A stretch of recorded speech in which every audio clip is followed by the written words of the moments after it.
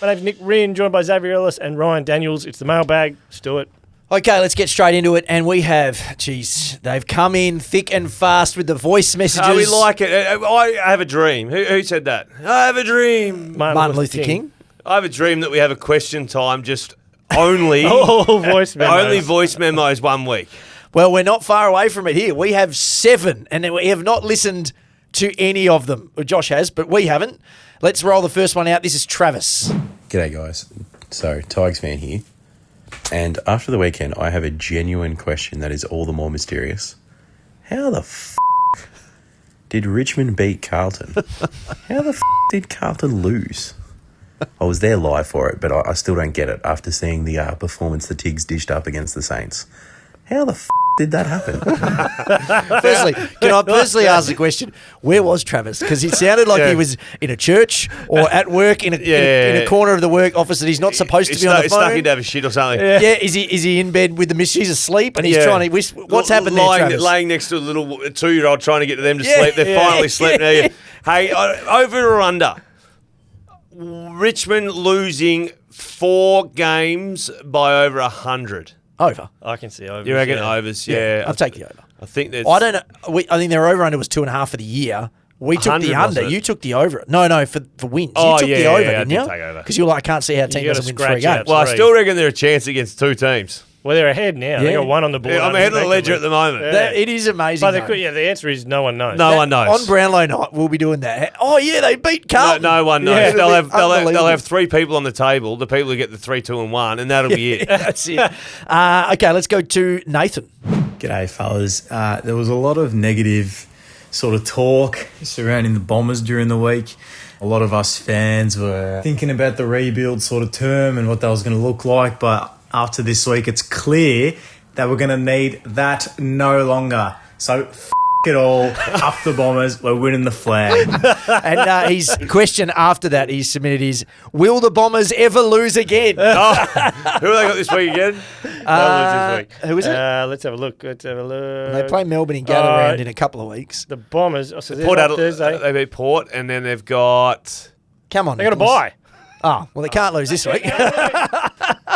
Let's go to Charles. Are the doggies underrated this season, or am I just deluded? Like, please help. I reckon Rhino doesn't give the doggies enough. No, I was wrong on them at the start of the year. Because I reckon someone wrote back on our thing after round 1 where they had an upset win over North. Yeah. They're like most basic win of the round or something like that. Yeah. And the doggies fans came. Yeah, they weren't happy about that. They got nobody. Look, I think we all did say if they can get through this period without Bont and be head above But it's more water. than Bont too. It's Bont, Trelaw, Ugle-Hagan, Waitman. Yeah, and guys are stepping up. We love the doctor. We love the doctor. Ed Richards, Libba. Libba's been unbelievable. Darcy's come of age right in front of us. What about actually? We were at a bar on Saturday. Fraser on Saturday, and there was a big, tall, must be 205 centimetres tall lad. Yeah, and he had on his shirt English. On the back of his shirt, it was a Bucks Party sporting team. Did he look like a llama? He looked Tim English like. Yeah, right. Princess Di, like a male Princess Di, but younger. Now I don't want to cast any dispersions on the young lad, but he went to the bar and ordered himself a water on the Bucks do. Oh, I was like, maybe it was getting big on him because it was hot outside and they were outside. Yeah. All of a sudden, I hear smash. Big English has dropped his glass of water and just shattered it everywhere. No. I think he might have had a couple of too many. a longer way to fall, obviously, as well. Okay. All right. We'll keep an eye on that one. Anyone who was there, give us some feedback. But yes, Rhino does hate the doggies. Yeah. No, I don't hate them. I was thinking it'll be too hard for them without all the outs they had. So hats off. They're top 5 best and fairest, not playing. Aaron. Boys, great start to the year. Can't wait for the year ahead. Love the pod. You know I'm a big fan. Just want to get a quick update on the Rhino versus Tommy Morris feud. It's been a bit quiet lately, but we all know that Rhino is the Prince of Perth. He breaks all stories in Perth. But I went for a walk this morning and I was listening to the Sunday Rub on Triple M. Great station. When did this happen? Like, it's great. Like, I love Rhino. But not only has he broken stories in Perth, he's gone to Melbourne, which is Tom Morris's state, and he's trying to cut his grass. Yes. Please explain. Love your work, boys. Yeah, that is a good point, actually. I never really thought Because Tom Morris... Because the border was a border. Yeah, well... And that was the problem. Tom Morris has had a few stoushes in his time, and one with Luke Beveridge that was... went live to air on... that wasn't resolved, was it? No, it wasn't. It worse. But I think he's trying to put to bed more of his disputes that he's having on the East Coast. Trying to live a peaceful life. No, to make way to defend his ground. He's trying to get rid of all issues. Aaron is suggesting that me going on the Sunday rub is trying to invade the East Coast territory. So and you're suggesting he's fixing everything at home so he can focus on an assault. Focus on it. Yeah, this is going to be a good old one-on-one stoush. You don't want the Harley You don't want contract. Bevo chirping at your heels. You don't want SEN chapping away. You got to clear all dramas and put the gloves on and just punch on. All I will say is, when I took the call and then took the job, at no point did I think about Tom or any else. No, Kane. Just excited. You got Kane in one pocket and Tom in the other. Just quickly, in regards to the Sunday rub, you are on that. Geez, they got up him early. They said they ordered it and they didn't find this audio till he'd already signed the contract. They played 2 bits of Ryan's audio, and you know how I hate the bloody... What are you doing? Call them dad jokes. Dad jokes. Yeah. They played 2 of them. And one was... Schmeling kicks a goal. They should call him Smelling because he smelt out that goal. No, that's no. It's how you deliver it. No. Delivery was poor too. That's how you deliver You were it. early in your commentary days. It was wooden. But they wasn't that early. They played 2 bits of audio, and I featured in both of them with the same comment. Although you could hear me in the background. Go, oh God. No, well done. It is good, Rhino. That's exciting. Have you got a story? Because I only heard a tiny little bit, Yeah. and we went through the scores, and Yeah. that's fine. I got apps for that. I just looked at the AFL app and saw the scores. Yeah. Have we got a story? Just, mate, give me some time. I just got in there. You just got to drop one. Do you want me to give you one? It has to be an East Coast one. I've given you one this year, and you can go with it. Actually, Did you? Oh, yeah, you did actually give me that. it turned out to be a fair It story. turned out to be a very big one. And bang on. Okay, let's go to Sean. G'day, gents. Happy Tuesday. Quick question around the allocation of premierships this decade. By my count, we've got currently 4 to the Victorian clubs and 1 to the Queensland clubs. When it's all said and done this decade, what state do you see coming out on top of that ledger? Suns are looking good. Lions are still good. Swans are good. Giants are good. Could it go to Queensland? Thoughts? That's a good question. That's a very good question. The only thing is, I can't see Adelaide, Port, West Coast, Freo chipping in the next couple of years. I just think... But he's saying Queensland wins overall as a standalone. Well, no, state. but if then they're not getting any stolen from Victoria, you're going to collect a couple of extras. I would say yeah. if you combine, let's say the northern states are allies, New South Wales and Queensland, I would pick that group Yeah, quite possibly. over the 10 Vic teams. If you put those If you just 4 group versus them. 10. Yeah, I no, I wouldn't get say that. You're just yeah. grouping the I don't allies think- versus But they're the Vics. behind. They're behind now by a fair bit. Yeah, true. Allies is not a good I think term. you hit the nail on the head, though. It's getting Yeah. harder to win flags Can from you- South Australia and WA. Can we close our eyes? Close our eyes. Oh, do I actually have to We're all close my closing? eyes? Yeah. Yeah, all right. They're closed. The year's 2028. The Gold Coast Suns are the number 1 team in town. Mm-hmm. How many people are at that ground? No, I'm being serious. How many people are at that ground? What does it hold? And let's call it holds 25. And what is the effect around the Gold Coast community? Like, is it a thing? There's 18,000 people there, depending on who the game is. Really? Even though they're the best team? And no one on the Gold Coast could name 8 players. Is that right? Maybe 3. It's a weird It's just thing not about that kind of sport. town. Yeah, It's it not is. that kind of town. It depends. Have they got like a train that takes you right to the door of the stadium by that point? Because that also affects numbers. Because I hate Probably that not. damn shuttle bus. Yeah. What year is the Olympics in? 2032. Yeah. 32. Oh, the infrastructure might be there. Yeah. Nah, won't be. Let's go to Scarpsy. Boys, I was watching the Dogs versus Blues on Friday night, just watching Tom Liberatore again have 30 possessions, 10 tackles, kick a snag. The bloke is a genuine superstar, and it got me thinking, is Tom Liberatore a better player than Patrick Cripps? Not in terms of what they've done in their career, 2 Brownlow's premiership, blah, blah, blah. No, but if you had to pick in a schoolyard game, Tom Liberatore, Patrick Cripps, who would you choose? It's not as silly as it sounds. I know you're going to pick Libba because you love him. No, I'd probably still go It's Cripper. It's still Crips. And if you're doing the schoolyard thing and everyone's lined up, you're going to look at Cripper and go, look at this bloke. I'm picking no, him. it's Cripper. But again, I've been off Carlton's midfield and the overrated. I think I got a message from a Carlton fan during the week saying we were disrespectful to Patrick Cripps last week. No. Because you basically said he was the 300th best player in the AFL. You went full Tim Taranto. No. I said he wasn't in the best 5 mids. No, he's not. I'm not doing this again, am I? I think you're doing it again.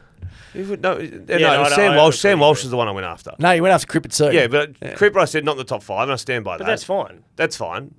There's a lot of midfielders in the AFL. There's heaps of midfielders. Yeah, there's a lot of midfielders. Who would you have, Jordan Dawson or Cripps? I'd have Jordan Dawson. Yeah, probably Dawson for the versatility. Probably Dawson. You love Dawson. I do, but if you're talking just pure mid, I'd probably take Cripps. But if you're talking player, because the versatility of Dawson. That's what they do. They play. All right, well, give me another 4. Oh, okay. Let's go to pick a club. Matt Rowell. Marcus Bonampelli. Marcus Bonampelli. Well, right now he's injured, so. Here we go here. And I stand by the 25 yeah, Bont better. is. No, I stand by the 25 mids and Sam Walsh. I stand by both. Well, yeah, that's getting more accurate by the week. Blandular fever. Gents, long time, first time here. Thanks for the Friday podcast now. It's great. Cheers to Tab Touch as well for paying for Rhino's pedicures to get him over the line. My question is about why teams aren't announced on Thursdays anymore. Growing up, Thursday team announcement was a big build-up, exciting time. Then COVID changed that, and we haven't kind of reverted back. But with Clay Hall being called up last minute last week by the Eagles, and Chris Scott kind of pulls games with it all the time anyway, why are we still doing the staggered team announcements? It's kind of purposeless anyway. To add to that, I don't even know why we bother announcing emergencies if you're going to call someone up from that's not even listed as an emergency. What's the point?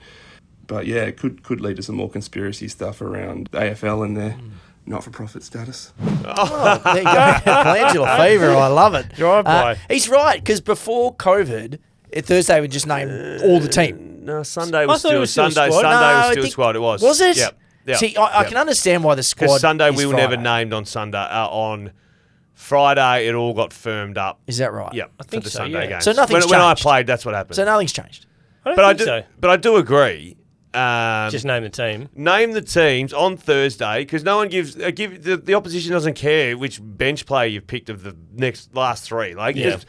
Just pick them, put them on the field, and if there's a laid out with an injury between then and there, so be it. Use one of your emergencies. Yeah, and I don't even agree. Also, why would we even need to name an emergency? You've got a squad. Pick who the bloody hell you want. Yeah. I got killed fantasy-wise with that stuff on the weekend. I had Nevitt, I had Xavier Lindsay on field already, and then Nevitt came on as a sub. People love hearing about I other had people's fantasy Wagner. teams. They love it. It's so... They love hearing about it.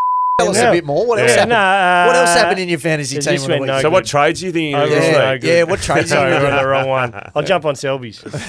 Okay, that's the last of our recorded questions. Again, send them on. Send them in. Yeah, okay, this from Max. I run the biggest medical cannabis farm in the country.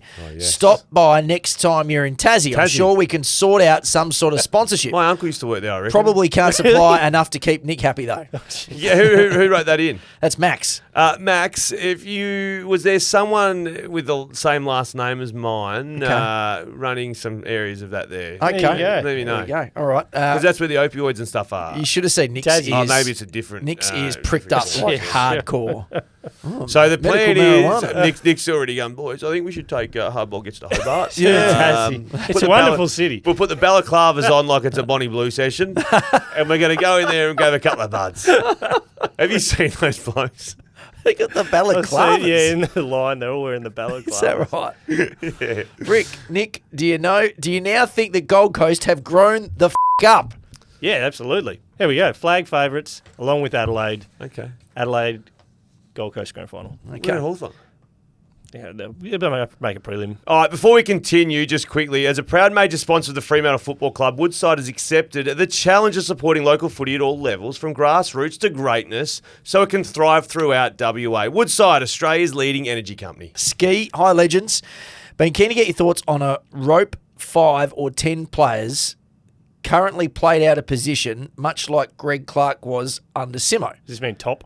Yeah, I think top instead of Rope. One that I'd expect would be in your list is Ben Hobbs. Kid is a ball and he's being Easter on the half-forward line. Put Riley Maybe Sanders wasted in there. instead of Easter. It's a bit of Yeah, check your autocorrect. Yeah, the autocorrect. That's okay. They love the contribution. Yeah. Top five. Easter So time. Hobbs doesn't. Sardis was playing in the midfield. He was getting 20 centre bounces. Now he was out with injury. Hobbs went in on the weekend, but he showed himself in the foot a few times and then went forward again. He's out of position. If he was at West Coast, he'd be starting midfielder, and he'd be getting 25 touches. I think he wouldn't help being slow though. Yep. Riley Sanders, but Doggy's midfield is humming with. Yes. Riley Really Sanders, touch it. he did nine. Richard's I think he did in there. 9 centre bounces on the weekend. Sanders, which was more than he had been doing. He's one out of position. Who else we got that's out of position at the moment?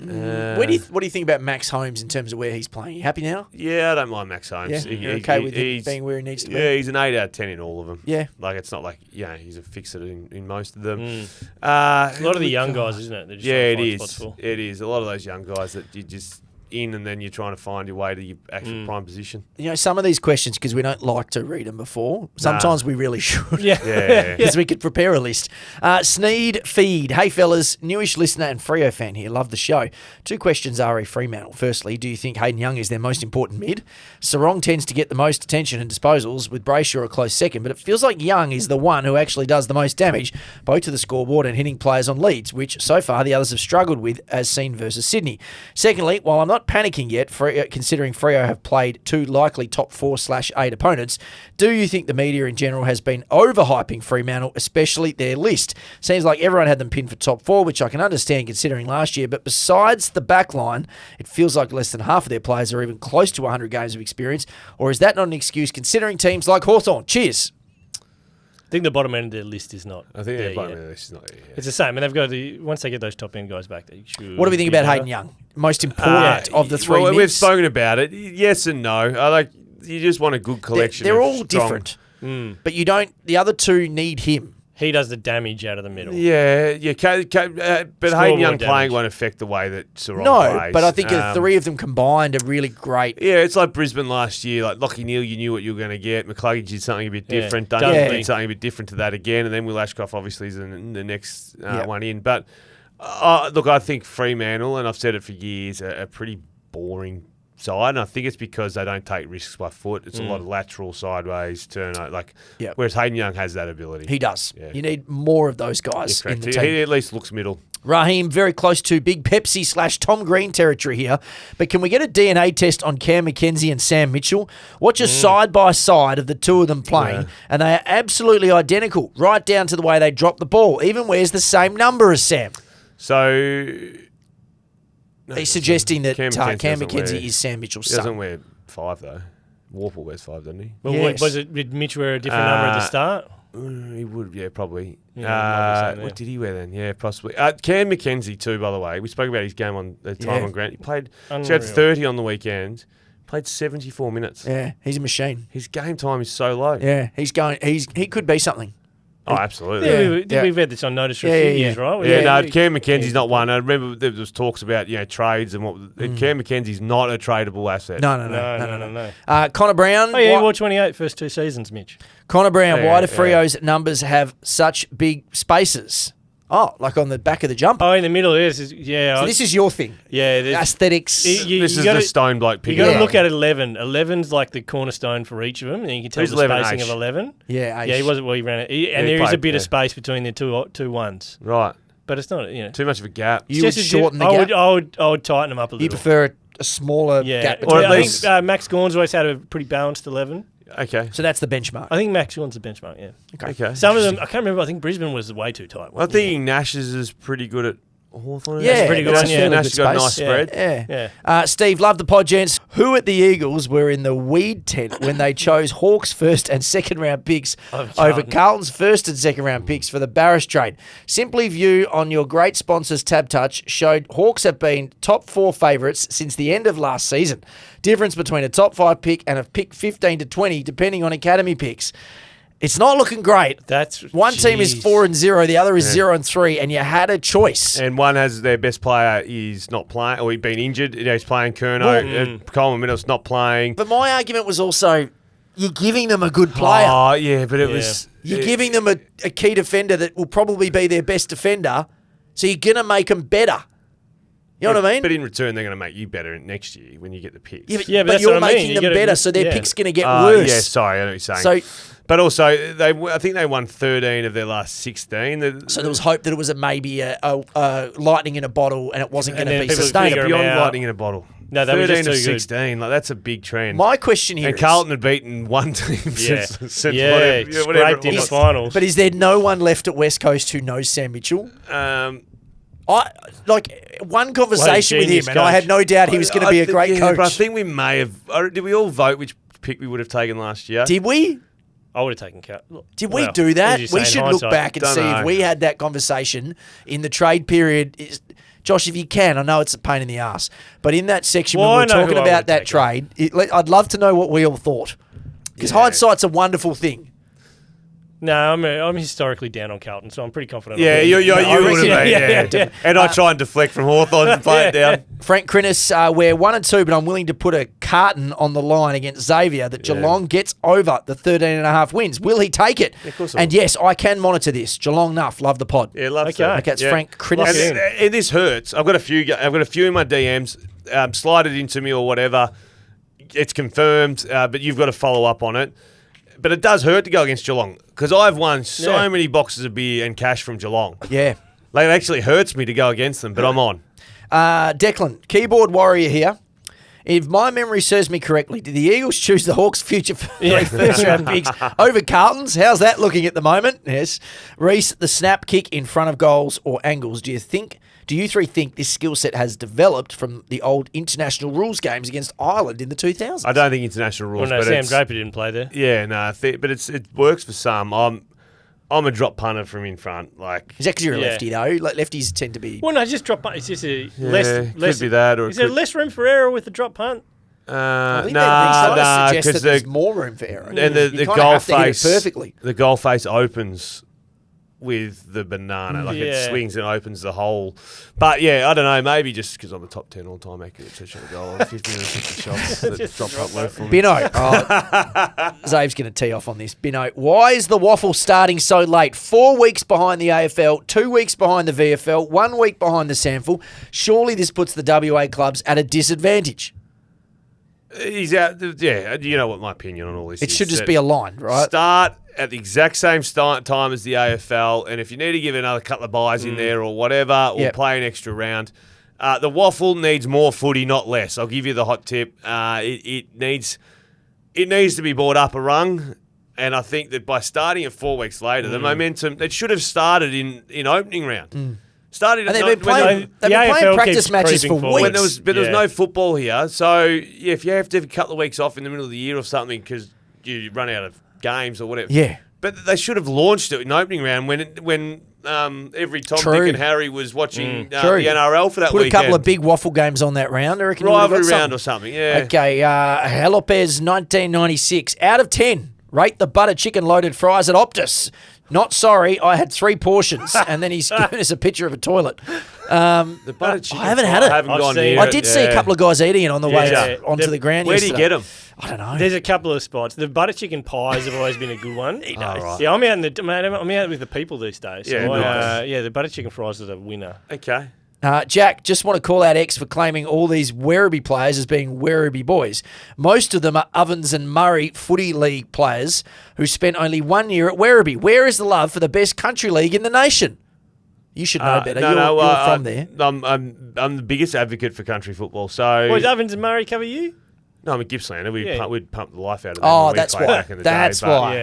That's why Jackie hates you. I had no idea where they're from, but it's 10 out of 10 that people can get from the country. It's hard to get from the country to play AFL, so supportive of all of them. So Ovens and Murray is a very, very strong league. Very strong league. GBL took them last year. Yeah, Drosenboom, how Hawthorn could potentially have a draft pick in top 5 or what it could be used for. Yeah. They've got the Carlton pick. Well, so they do. They've got the Carlton pick. So right now they're sitting top of the ladder with a top 3 draft pick.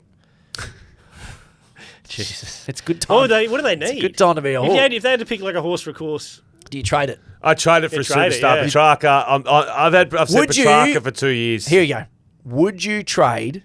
let's say it's pick 4. Let's be realistic. Let's say it's pick 6 because they're not going to be that bad. Let's say it's pick 6. Yeah. Pick 6, yeah. If you on both sides of the fence, West Coast, Hawthorn, Oscar Allen. No, because they let him go as a free agent. West Coast get picked 2, right? Yeah, no.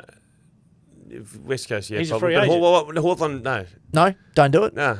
Take the pick. Take the pick. And no, but you've got Deere and Lewis who aren't playing. Okay, I'd so take that's a that. flat no. Flat That's no. fine. And I'm using that pick to try and crowbar, as I've said, a superstar midfielder. Candace Spag, Archer Reed, best on ground for West Coast. When do we see Allen, Shanahan and Gross come in? Play the kids.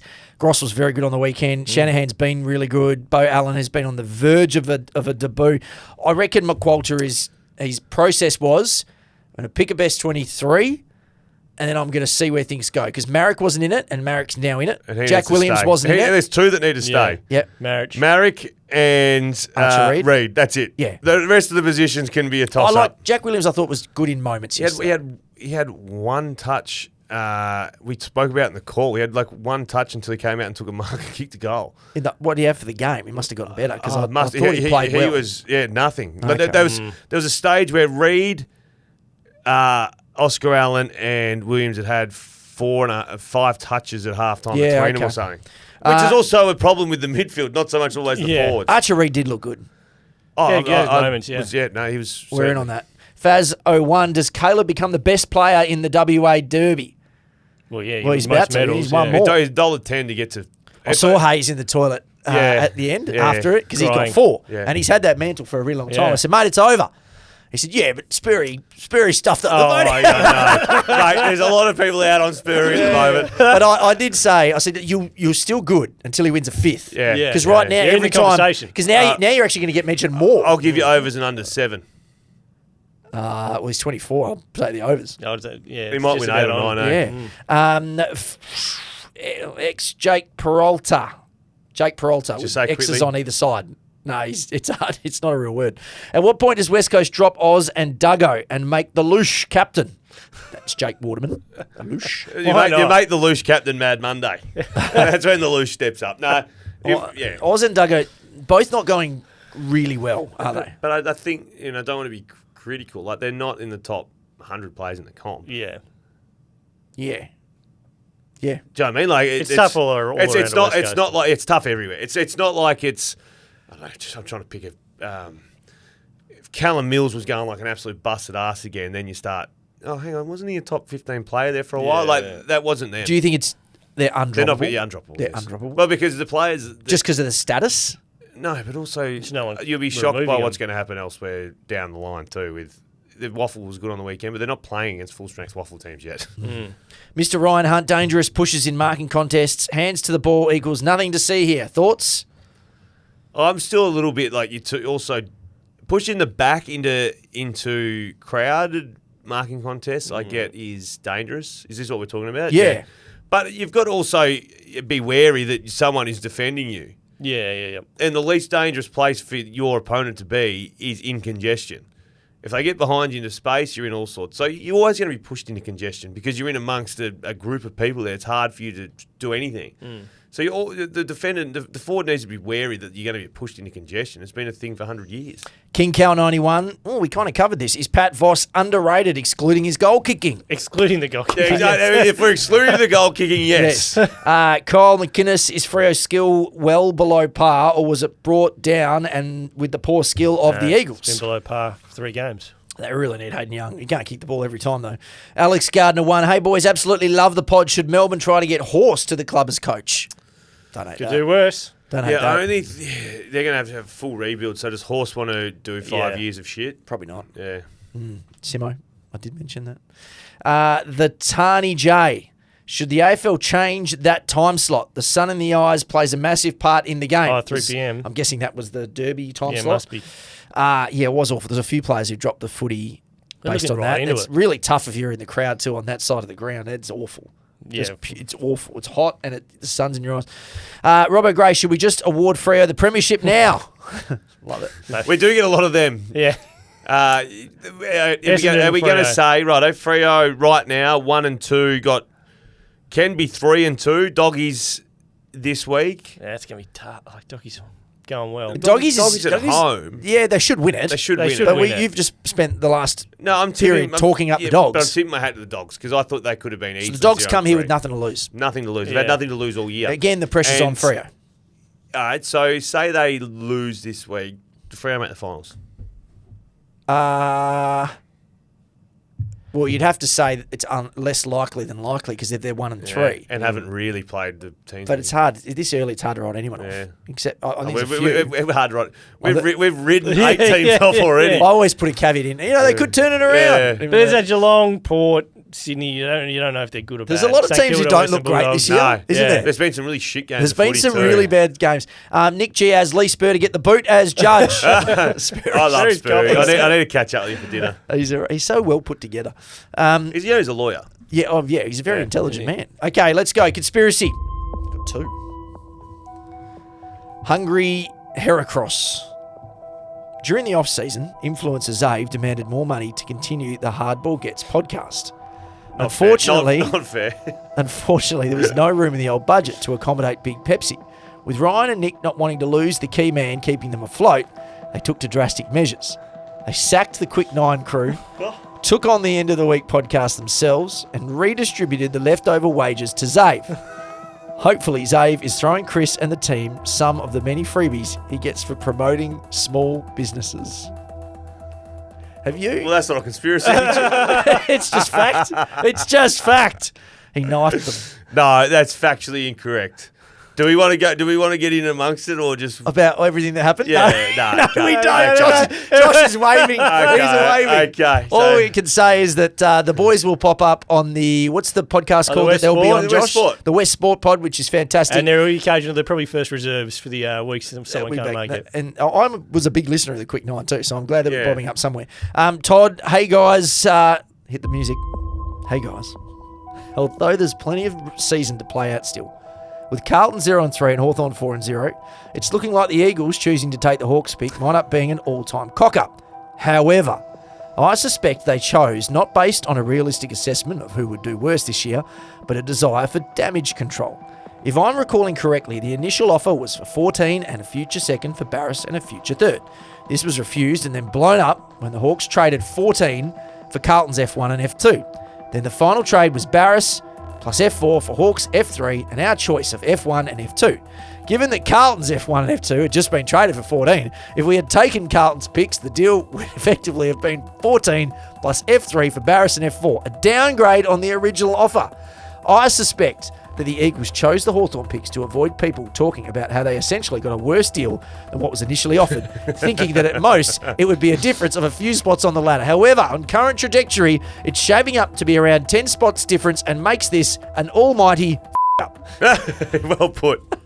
I tell you what, too. Tinfoil hat. People in 20 years are going to go, "Oh, Tom Barras, of course, he went to Westgate. He went to Hawthorn. What did he get traded for?" They'd be like, "Shit, I thought he was a better player than pick 20 and pick 40." Future fourths and all this stuff. My goodness. Oh, God. All right, let's do the mailbag for round 3. Thank you very much for listening. You can submit your questions on Instagram at HardballGetsAFL. We'll see you next time.